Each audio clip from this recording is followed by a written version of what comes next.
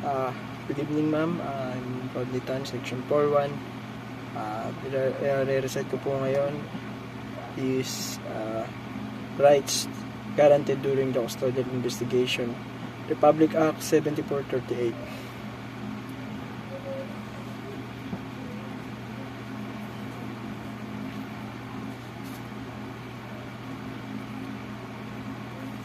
Rights guaranteed during the custodial investigation. RA 7438.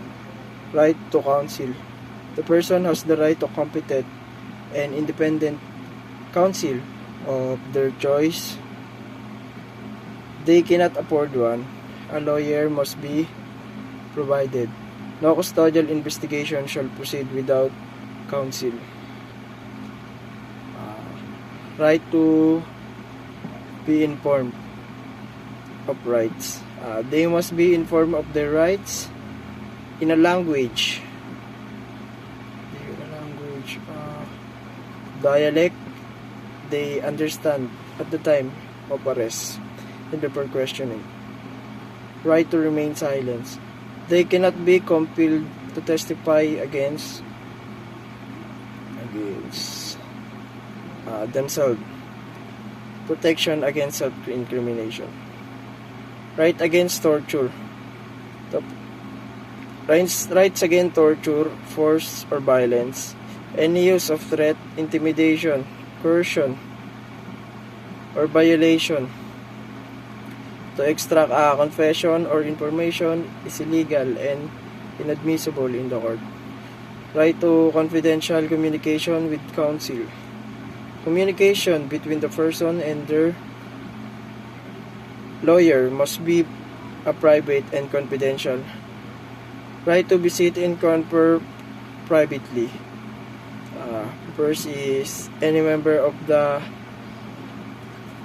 immediate family.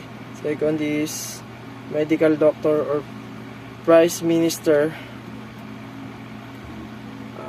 chosen by them or their family. Third is representative duly accredited by law. Next is right to notify family or relative.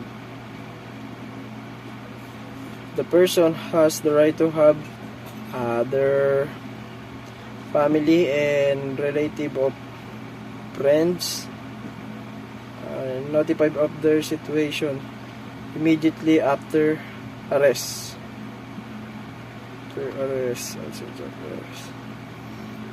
Or detention. Right to free assistant. Indigent person under the custodial investigation.